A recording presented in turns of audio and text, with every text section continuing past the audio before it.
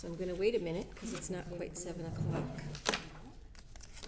You're on, young lady. Now I am. Thank you very much. I would like to call the Committee on Public Works to order at 7 p.m. I have 3 items to discuss with you this evening. Two of them are from Superintendent Paul Kennedy, but the first one that I do want to speak with you about is, it come down from the mayor's office about a net metering agreement. And I've asked Scott Folan, assistant to the mayor, to please attend this meeting because he has handled this business right along from the start. So I thought he'd come up and just explain and answer any questions that any of us may have. So Scott, if you don't mind coming to the podium, that would be great. Thank you, Councilor Jackson. Thank you for the committee. Thank you for accepting our invitation. Yes, thank you. Thank you. It's a pleasure to speak before you, especially on this particular issue. I think this is something that's going to be a benefit to the city of Attleboro. And just to start with what net metering is, if you can picture these solar panels that are on everybody's roofs or these arrays and whatnot, that all generates electricity into the grid. So if you can picture the electricity grid as a macro thought, picture the grid as a whole across the Commonwealth. All of that energy that goes in and out needs to be accounted for.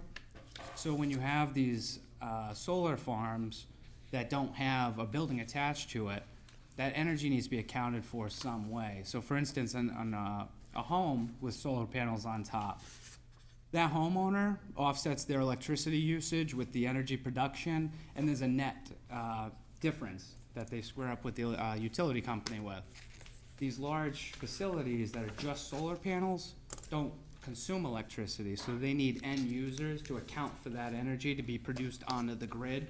Otherwise, they're not allowed by National Grid or whatever the utility may be. In this case, it's National Grid.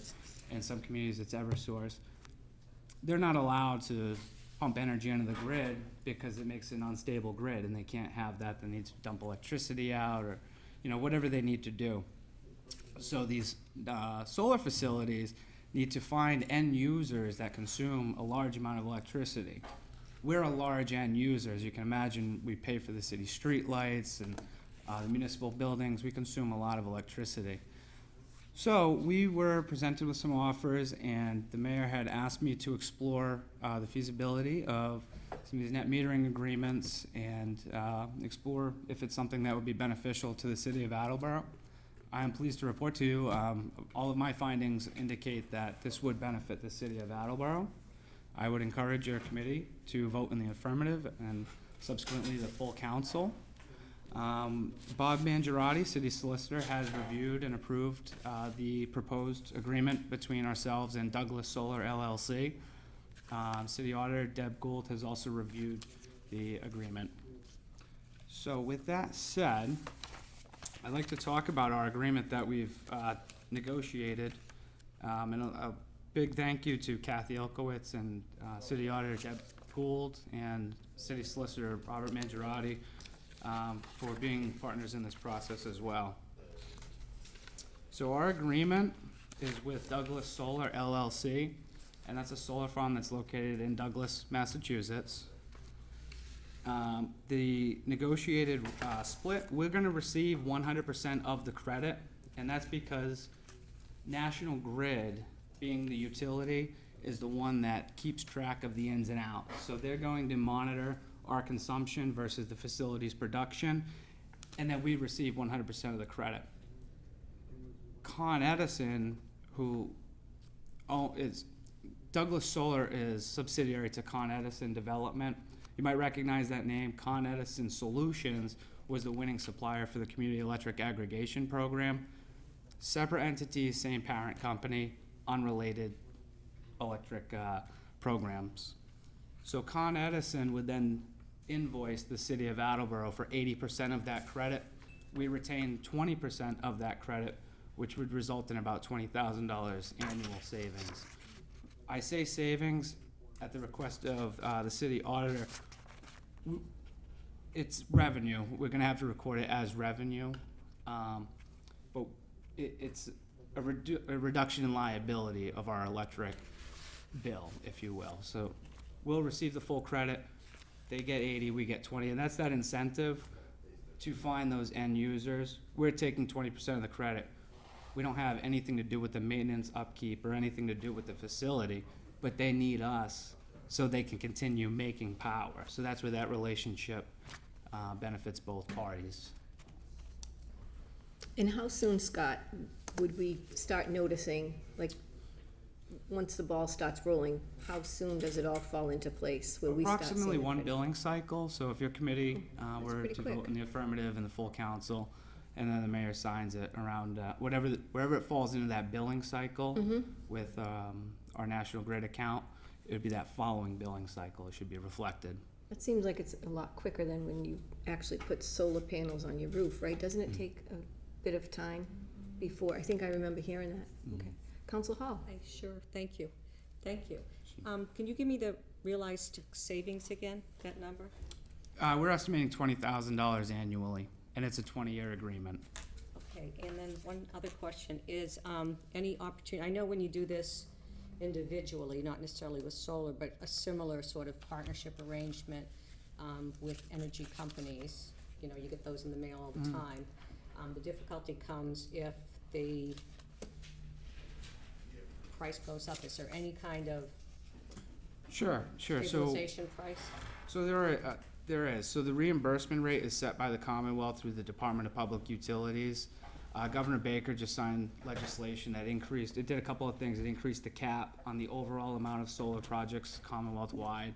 And there was some legislation with the reimbursement rate. Municipally owned solar farms were generally exempt from that. We don't have to worry about anything with the change in that. And I'm sorry, the other part of your question? So if this, for some reason, on one side of it, the electrical, you know, goes up, it's still we're still subject to those increases in rates? So the rate we're paying and the rate of reimbursement are two separate things, but the reimbursement rate is greater than our consumption rate. Thank you. Councilor Denley? Yes, thank you, Mr. Follen, for coming in. I was wondering, 20 years seems like a long contract for kind of anything. Do we get some benefit by having such a long term, or is there some reason for a 20-year term? Because it seems like renewable energy's in this like upsurge right now, and lots of things are changing. Sure. So I would think, can you just explain that a little bit? Sure, so the 20-year, it incentivizes investment in the infrastructure itself. So there's a stability of an investment for 20 years. So the way the private sector and the government have set up this solar relationship across the Commonwealth, there's incentives on the private side and the public side. For instance, we're not doing anything with the production of this. We're literally just an end consumer. So we get the benefit. But there's an incentive for the solar farm or investors for that stability of their investment to say, yes, we're going to commit to 20 years. So any shorter than that, you know, the markets will decide, but it's generally, I hope that answers your question. Generally, the markets will have dictated that. Thank you. Councilor Conti? Thank you. I'm really confused about three whole concepts, so maybe we could just take them one at a time and maybe you can unravel the confusion. The first confusion comes from the layer of the companies, and I don't understand how they're related. So Douglas Solar owns the solar field. They're owned by Consolidated Edison Development Incorporated. What is the role Consolidated Edison Development Inc. has with the city of Attleboro? In what way? I'm sorry. Well, Specifically to the solar farm, what is our relationship? yeah, I don't understand how the companies are interconnected. Sure. And what role they play. Sure. So for confidentiality reasons, I can't discuss too much of Douglas Solar at their request. Douglas Solar LLC is a subsidiary that's owned by Con Edison Development, Wholly owned by them? wholly owned by Con Edison Development. Their subsidiary to Con Edison, the parent company, the publicly traded company in New York. So Con Edison is different than Consolidated Edison Development Incorporated. Consolidated Edison Incorporated is the parent company. Consolidated Edison Development and Consolidated Edison Solutions are two subsidiaries of them. So, yeah, I think you can understand why I'm confused. There's a layering here, and we seem to be doing business with all four of them? Well, Con Edison Solutions, which is subsidiary to Con Edison Incorporated, they were the winning bidder of the aggregation program, separate and distinct from this entirely. I only mentioned it because there's a common name, so I wanted to clear up any misnomers or misconceptions with what exactly that relationship is. So the aggregation program is completely separate from this. Just so happens Con Edison has a stake in both. So Con Edison Development had a partnership with the town of Douglas, and that's became Douglas Solar LLC, which is their solar farm. Okay. I don't think that's any clearer, but, Can I try? Please. yeah. Right. I believe under, remember Good Energy, our community aggregation program, they accepted a bid, which was Con Edison Solutions. which is under the umbrella of a parent company. And part of what's also under the umbrella of the parent company is this 20-year agreement with this solar farm.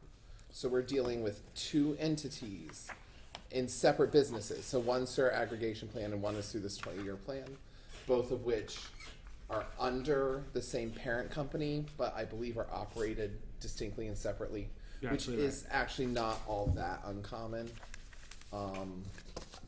You might see it as a conflict of interest, but there's walls that are generally built so that someone from one of the umbrella companies doesn't talk to someone from another umbrella company, and I think this happens to be happenstance. Does that is that correct? The way you explained it is my understanding of it. I think where your concerns may be found would be with the SEC, with the two companies, or am I completely off? They're both subsidiaries of this parent company, right? But there are no interminglings with the business dealings. They're two totally separate agreements. Okay. The second confusion I have is that the credit counts as revenue. Where does that fall into our balance sheet? It's deposited in the general fund as revenue. So the general fund is gonna pick up $20,000 a year? Yes.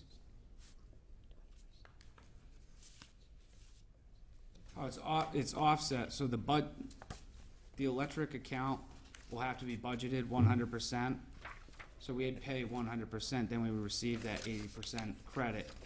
100% credit. We're invoiced for 80%. We retain that 20%, which would be deposited in the general fund For 20 years. for 20 years.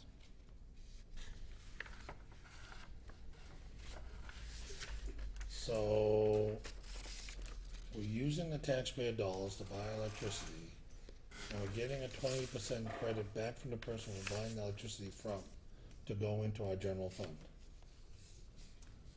Is that correct? Yes. Yes. Okay, and then the third confusion is that we have a cap of 1,000 megawatts per year through this agreement. And it can't get any bigger. Why, I'm sorry. We can't do any more than 1,000 megawatts a year. We can. Our commitment to the facility doesn't exceed that. So our commitment to the facility is open? It's 25% of the facility's production, which I was concerned of that open-ended 25%, so we negotiated a cap of 1,000. So if Douglas LLC decided to double their production, we're not held liable for 25% of that production. We're held at 25% to be capped at 1,000. It protects our interest in that open-ended 25% of the production of the facility. I got it. Thank you. You're welcome. Council Hall. So basically, all we're doing is we're just an end user for this farm.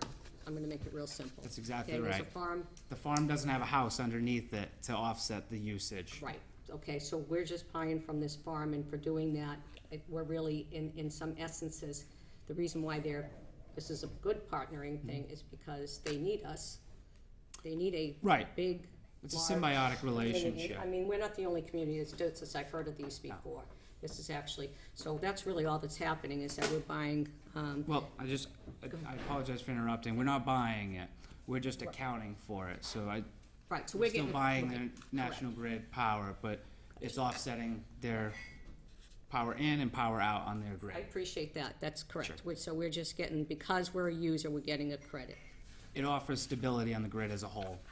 Now, so the other question I have is, if we're being offset, why wouldn't this be used to offset the electrical bills? Because it's revenue, it has to be deposited into the general fund. We can't budget that way for Okay, this. but we could, in the long run, at the end, or however, at some point in time. Right, Okay, or anything else that we decide. that's, I know, it's, yeah, obvious question. All right, that's it, thank you. Council Blair? If I might, that money coming in for revenue goes into the general fund. It goes back out to pay a bill. So it's money in, money out. We've got $20,000 extra in that general fund to offset. And we're saving energy. Everybody me? wants to save energy today, right? It's good green energy policy. Yeah, That is true. Yeah. So, are there any other questions for Mr. Foley? Council Conklin, Yeah, I'm please. still struggling with that because I see it as a surtax on the taxpayer. If you're paying 100% for electricity, and they're gonna give you back 20% back as a discount, then why aren't you paying 80%? 'Cause you, we have to pay 100% because we're invoiced for the credit and we receive 100% of that credit. So we can't pay 80% of the bill ahead of time. We have to pay 100%, we have to budget 100%. Then we receive the credit because National Grid offsets our usage with that production and then we receive the credit. So So Scott, tell me how I'm looking at this wrong. I'm looking at, I think you're thinking of it in real time. There's, with the billing and the reconciliation of the input and output, I think that's where you might be yeah, getting the lost. reconciliation is that 20% of what we're spending is going back into the general fund as taxpayer dollars spent. Spent. you still get- No, you still no, it's getting it recorded as back. revenue. It's revenue to the city. So if we spent $100 on an electric bill, we receive a credit of $100. We pay 80, but we keep 20. So we're still it's confusing between revenue and savings. Maybe that, But the money changes hands. We give $100 to Consolidated Development Corporation Incorporated. No, but you don't actually get money. no, the You just get a credit, just because of the way it's written, that's what the city auditor was saying, that it has to come back at, I think, correct, what I heard? It's coming back as revenue, just because that's how you have to do it in the books. So it looks like we're getting 20,000, but we're not getting 20,000. We're actually only paying 80. But the 20,000 is really there. It's still there. Yeah, Okay. so, I think I explained it correctly. No, you did. Yay. It took a while for me to get my arms around Yeah. that. That's okay, it must be the It's a tide. complicated matter, it really is. It's, Are there any other questions for Mr. Foley? Thank you very much for attending the committee you, Ms. meeting Jen. this evening and been a for pleasure. your Appreciate it. explanation. Thank you. Everybody has my contact information if you have follow-up questions. Thank you. Thanks. Thank you. Phew, that was a little confusing at first. You got me all confused. Hello, Miss. Hello, my apologies for being late. No worries. Thank you. My daughter got a varsity jacket tonight. Oh, congratulations. That's such a big deal. It is a big deal. So pretty My soon you'll be apologies. coming in and saying, ooh, gotta go to look at the colleges, can't come next week. That's what you'll be saying. Next, yes, absolutely. But my apologies, but No thank worries, you. thank you. So I'd like to entertain a motion to approve the mayor's request to approve a 20-year, 240-month net metering agreement with Douglas Solar LLC. Second. Thank you. Any other comments? All those in favor? Aye. Thank you, motion passes. Secondly, I entertain a motion to approve the mayor's request to transfer $350 from account 6100-578300, Water Enterprise Fund Reserved Fund, to account 6100-574010, Water Enterprise Fund Insurance, for the anticipated insurance endorsement for the new water storage building. Second. Thank you. This $350, it's actually approximately, Superintendent Kennedy had said that the bill it runs from May 13th to June 30th. It's approximately $300, but he threw in an extra 50 just in case, like he does sometimes in case there's an overage. And that's what that's to cover. Any comments? Questions? All those in favor? Aye. Thank you. Motion passes. Thirdly, I entertain a motion to approve the mayor's request to appropriate $48,750 from account 6100-359000, Water Enterprise Fund retained earnings, to account 6100-584052, Water Enterprise Fund AC unit, for the replacement of the air conditioning unit at the water treatment plant. Second.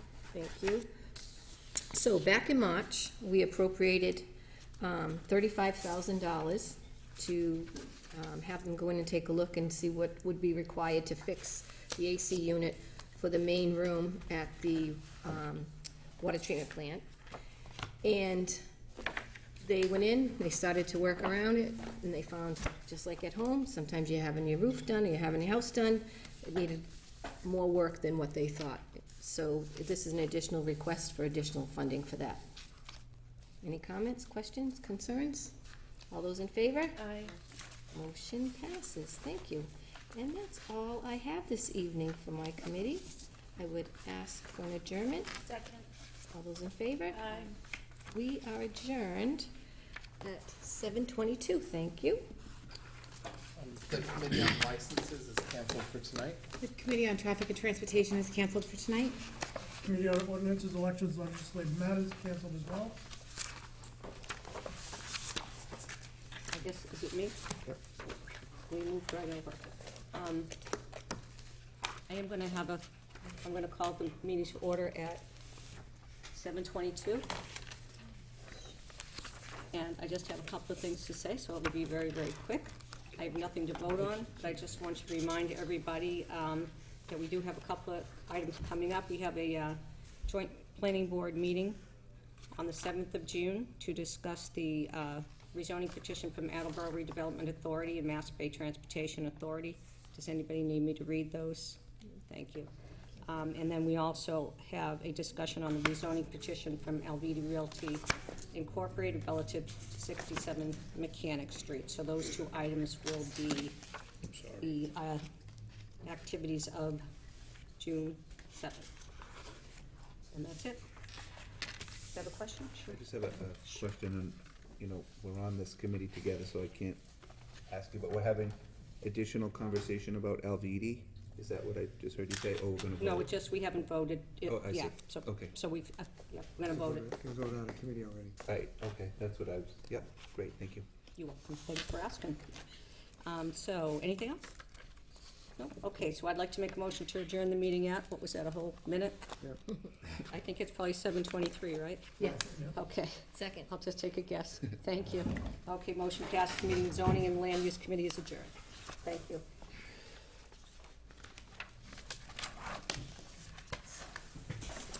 I'll call the Capital Improvements Committee at 7:24.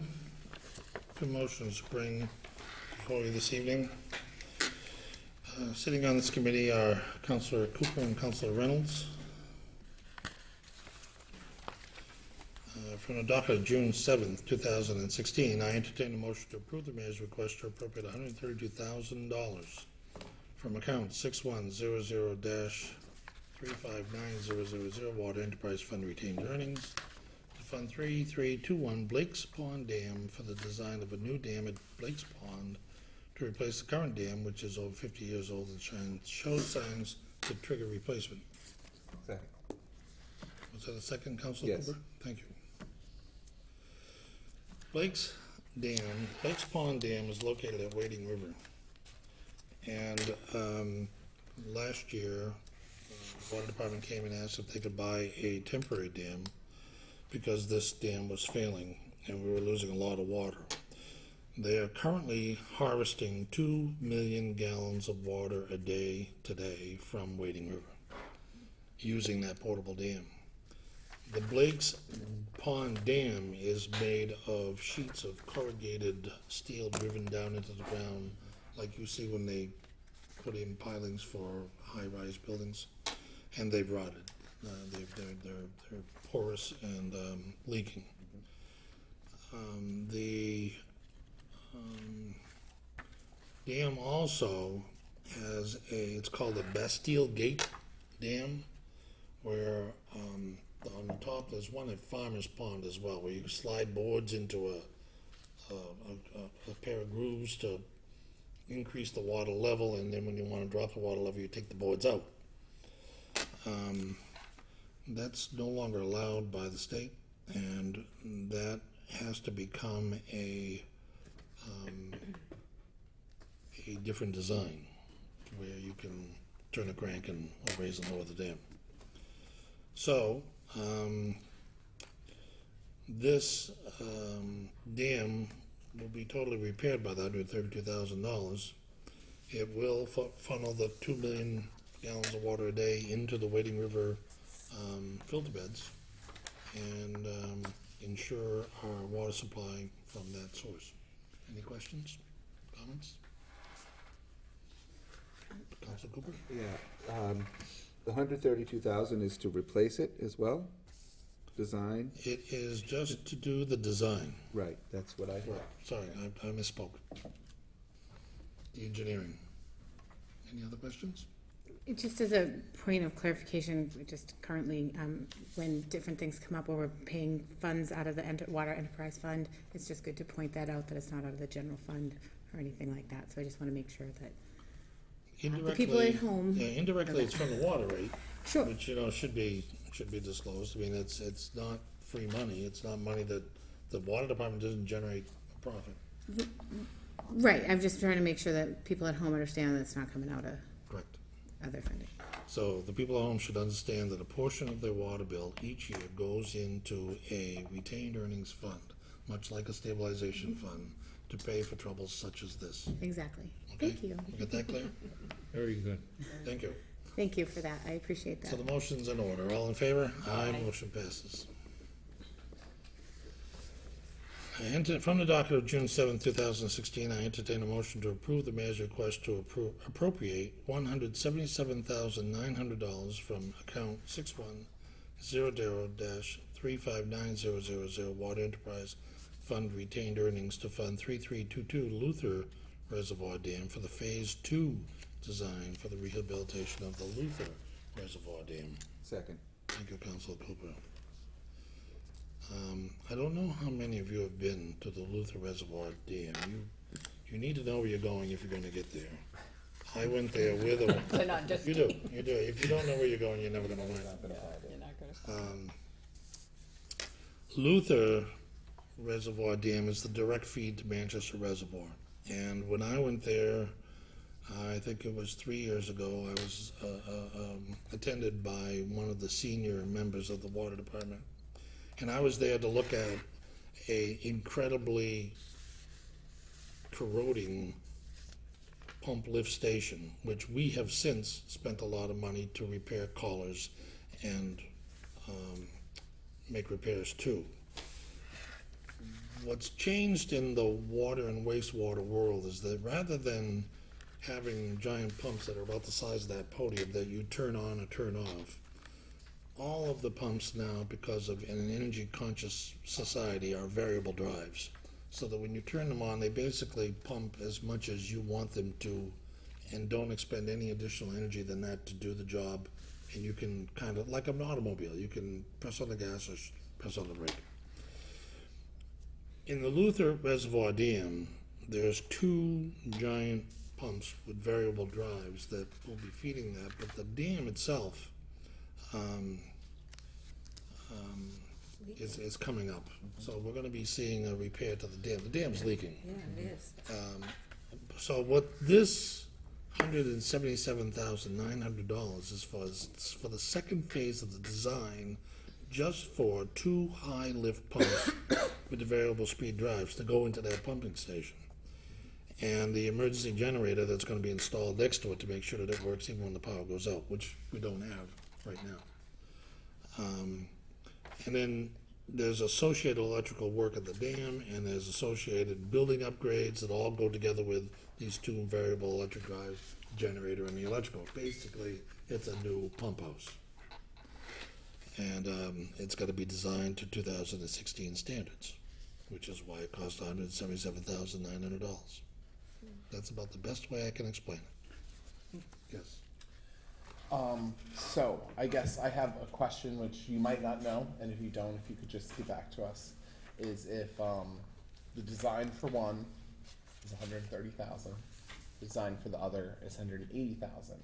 It must cost substantially more to make the improvements. So my question would be, should we expect a bond motion to come down?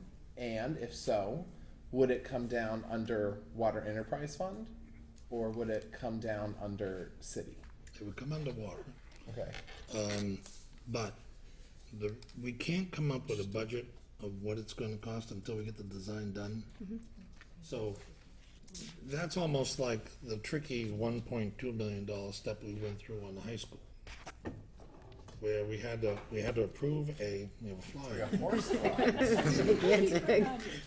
We have to approve the $1.2 million to be able to appoint a design firm that'll pick an architect, that'll pick a designer, that'll meet the MSBA funds in order to get to the point of finding out that the high school is gonna cost so many hundreds of millions of dollars.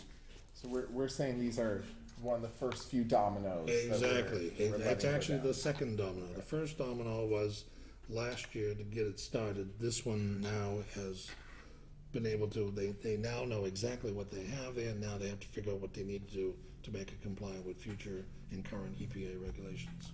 So if we, I don't think we can answer your first question is what I'm saying in a long way.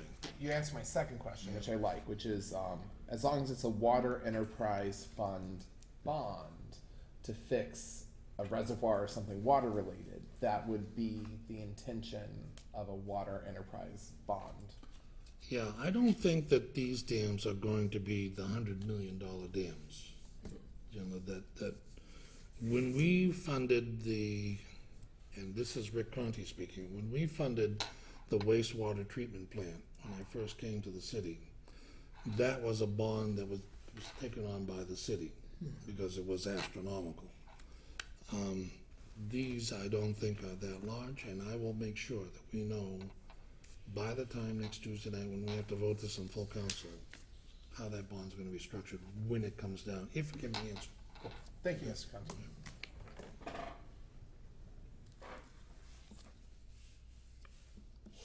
Any other questions? Yes. I was just going to, I think I'm gonna sort of answer Vice President Denley's question a little bit. When he was mentioned the price difference between the 2 dams, we just happened, Councilor Hall and I just happened to go on a tour, 3.5-hour tour of all the dams. It was phenomenal. But Blake's Dam, when they do Blake's Dam, they're not putting pumps, because it's just the dam itself, because the water's up here and the little filter beds are down here. With Luther Dam, it's actually the building, the pumps are inside, and they have this big tripod set up that has a drill, like this big drill that drills in and opens everything up. So it's that's the difference between the And that's the a real, dam. and that's a real dam. They've That's a got the big pumps. earthen dam. And you know what, but the funny thing is, Steve Brazier who was just incredible. He was saying that Luther Dam, it's nothing much to look at when you go up there, although I can't imagine how beautiful it is in the fall, because that's just gorgeous. It is. But he said this dam itself, he goes, nothing to look at, it's the smaller of them all, he goes, but that's the most important one, that filters everything in, like you said, from Manchester, from everywhere, and it's just amazing how water flows. I never even thought about it till, I was on the council before, but I really paid attention. I suggest all of you go and take a tour. It's amazing, but you gotta have a lot of time, and you gotta have nice weather. Yeah, we were gonna do a tour this year for the capital, I don't mean to cut you off. We No, were gonna that's do a okay. tour this year, and things just got too crazy. And Yeah. so we cut off, and even at that, Paul Kennedy was concerned about picking what would he like to show the counselors that's on the capital improvement plan. Couldn't fit it all in one day. That's understandable. Yeah, so, maybe the answer is to put together some kind of video, so that we can at least get that much information. Tell you, if someone could do it, Steve could, because that's what he does. All day long. He actually takes pictures of the changes, and he's put them all in books over the years to educate whoever comes in next after him. And I gotta toot his horn. The guy goes out there with a weed whacker and the slopes are like this. He does it all by hand. And most of the time, he's all by himself. It's ridiculous. It's amazing, and he loves doing what he does. We were both, I think, Council Hall, I can speak for you. We were both so very, very impressed beyond impressed. It's just, you can tell that guy just loves his job, and he does it well. He does it real well. But if anybody can put together a video, I'm sure he can, because he fools around with the camera all the time. I'll have to ask him about that. I have to say that my experiences with the water department mirror yours. It's a special culture. There it is. It is. So the motion's in order. Is there any further discussion? Therefore, I'll call for a vote. All in favor? Aye. Aye. Motion passes. That concludes the business that the Committee on Capital Improvement and City Development has to bring before the committee this evening. And we'll see you next Tuesday night for a full council vote. I'll entertain a motion to adjourn at 7:36. All in favor? Aye. Aye. We're adjourned.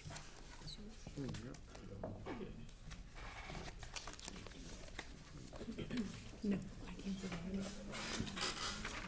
I can't say that. You did. Yeah, 2 million. That's like- Those are animals of the.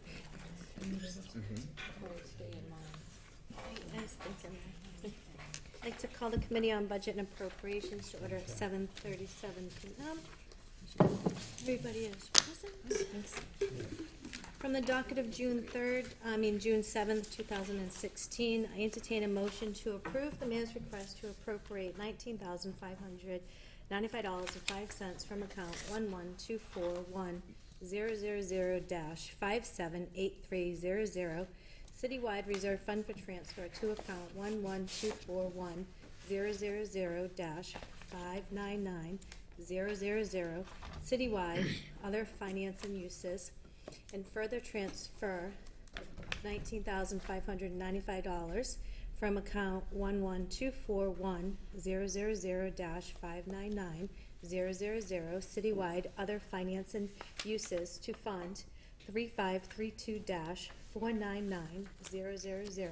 Mass Works other financing sources for additional funding for Fund 3532, Mass Works for project-related expenses not eligible for reimbursement from the Commonwealth. Second. Thank you. Deb Gould had sent down a memo, and for the backup, she had items ineligible under MassWorks grant funding appropriation required. She starts, as you know, the city has received substantial financial support from the Commonwealth in support of the Riverfront Drive project. The project has in part received funding from MassWorks, the Department of Transportation, through the city's Chapter 90 funding and GATRA. The grants are reimbursable in that the expenditures are paid directly by the city, then a reimbursement package is submitted to the appropriate grant authority from whom reimbursement is sought. It is customary for large construction contracts to include, as backup, certified payroll information to support compliance with prevailing wage laws. Unfortunately, an application for payment from the general contractor for work intended to be funded by MassWorks that included incurred certified payrolls for periods prior to July 1st, 2015 was submitted to the city for processing in fiscal year 2016. In addition, several engineering invoices received in fiscal year 2016 included reimbursable expenses incurred prior to July 1st, 2015. While all of these projects are project-related, expenses incurred prior to July 1st, 2015 had to be presented for reimbursement to Mass Works on or before July 31st, 2015 for these expenses. Therefore, from the perspective of the granting authority, the expenses are not eligible for reimbursement because they were incurred in previous fiscal year. As such, it is necessary for the city to cover the expenses deemed ineligible for reimbursement from Mass Works. She also states that all departments will be educated further at her May year-end accounting meeting. So going forward, these are strictly adhered to. Specific to Mass Works grant, the Director of Planning Development and Deb had a conference call with Mass Works personnel regarding reimbursements and are seeking clarifications on matters that would impact the end of fiscal 2016 and future reimbursements. As the writing of this memorandum, the amount needed to sufficiently fund the Mass Works project for expenses not grant reimbursement eligible is $19,595.05. As you know, the city's request for certification of free cash is reduced by any special revenue funds that are in deficit at June 30th. This amount, if not funded, will be in deficit and would negatively impact the certification request. It should also be noted that the city did not lose the opportunity to expend the $19,595.05 on future eligible items related to this project. Therefore, I respectfully request this communication be forwarded to us, the honorable body of the municipal council. So basically, as Deb is stating, that because of how the payroll and the general contractor, but then going forward, she's also noting that that's not coming off, we're not losing that amount, because obviously we have to pay for that amount, so it'll still be eligible going forward. Okay, any discussion? Okay, all in favor? Oh, yes. Is Mass Works Mass Development? I'm not sure, I don't know off the top of my head, I don't think so. Do we know what project this Mass Works project is? This is for the Riverfront Drive project, So that is Mass Development money. and I can clarify that for you, as I don't wanna say yes or no. So I can, any questions? So I guess the question to ask is, this is for work done on the new Riverfront Park Drive, yeah. rather than the Wall Street area? I believe, yes, I but I believe can it. double check. Yeah. And how are Mass Works and Mass Development related, I guess is the question to ask. Yeah, Thank you. that's what I'm saying, any questions, I can make sure. And you said Mass Works and what? Mass Development? Okay. Okay, yeah. My apologies, I don't have my bag. Was that part of our backup information Yes. from last week? Okay, I just didn't have it to No, refer. that's why I said in any questions, discussion, or anything, because that's why I fully read the Yep. memo Well, from Deb Gould. Thank you. So, I don't know, does everybody, I think Ken, he's diligent about giving everyone. No, I'm not saying you didn't get it or anything. No, that I'm would have saying come we with all- the mayor's communication, with that, mayor's that came down with the mayor's communication. I was just making sure, I just But didn't he's- have that to double check, Yeah, because I because think I he's might have been missed good that. about that, right, making sure. Oh, sure. Because he's kind of changed things, I like his procedure to make sure we all have, not just the committee, maybe sometimes have the information. No, thank you, Which I I just think didn't is have it, I don't have my folder with me, because I would have pulled it out. I and otherwise understand. I was apologize. in a There rush were too. three of them, so it was kind of confusing. Okay, Right. but any other questions that you want me to pose to, I will be more than happy to. Okay. All in favor? Aye. Aye, thank you. Motion passes. A call for an adjournment at 7:44. All in favor? Aye. Thank you. We are adjourned. Oh, and before I sit back down, we did get the special meeting, the 31st will be the budget presentation. And then Thursday, June 2nd, I had scheduled the mayor citywide discussion for the June 2nd. Okay, and then everyone has the schedule going forward.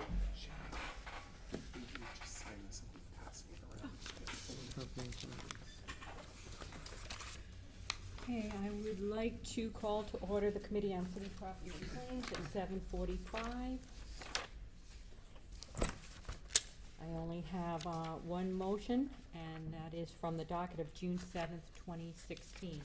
I entertain a motion to approve the mayor's request to transfer $713.73 from account 116-11000-530840, clerk preserving, to account 116-11000-542020, clerk supplies. Office equipment for city clerk Stephen Withers to purchase a new time stamp. Second. Thank you. I think it's pretty self-explanatory, and if no one has any issue with that, can I get a yay? Thank you. Okay, that motion passes. And that is all I have for this evening, and it will come out at next Tuesday's meeting. Call for an adjournment. May I call for an adjournment at 7:46? Second. Thank you. We are adjourned. All those in favor, we are adjourned at 7:46. All of 1 minute, as Ms. Hall would say. Call Committee on Personnel and Human Services to order at 7:46. I have one motion from the docket of June 7th, 2016. I entertain a motion to approve the mayor's request to authorize the school department to pay fiscal year 2015 previous year school bills totaling $868.66 as identified in Mr. Furtado's communication. Second. Thank you, Council Jackson. We all received the memo from Mr. Furtado. It's $868.66. It's previous year bills. That's the only reason why they're asking us to approve the payment. They're not asking us to fund it. They're asking us for authorization to pay a previous year bill. Any questions, comments, problems? Hearing none, all in favor? Aye. Aye, thank you, motion passes. Entertain a motion to adjourn. Second. Thank you, Council Blair. All in favor? Aye. Aye, we are adjourned 7:47. Thank you. That's it, right? I think Mr. Blair. Peter, under 13 minutes. You can do it. Get out of here. 1 minute. I'd like to call the Committee on Public Safety Emergency Management to order at 7:47, 7:48. We're gonna get a minute in there. Before, I have two motions this evening, but before I do my committee matters, I'd like the council members, my colleagues, to stand for a moment of silence for a police officer that lost his life in Auburn this week at a traffic stop. It's, in today's society, there's no such thing as an ordinary traffic stop, as it was shown. This gentleman served two communities, Auburn and another community. 40 years old, 3 children and a wife, protecting us and protecting the people of Auburn. He gave his life at a traffic stop. He was shot in the back by a coward. So if you'd please join me in a moment of silence.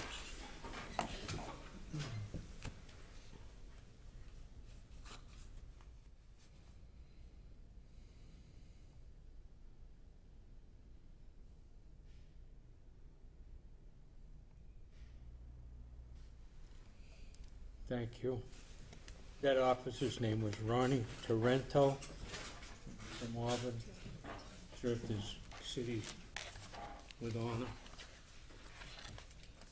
And from the docket of June 7th, 2016, I entertain a motion to approve in accordance with Chapter 1, Section 12 of the revised ordinances of the City of Attleboro, the mayor's request to expend $25,000 in the Community Compact Program grant funds and any future grant amendments for the city to seek accreditation for the Attleboro Police Department.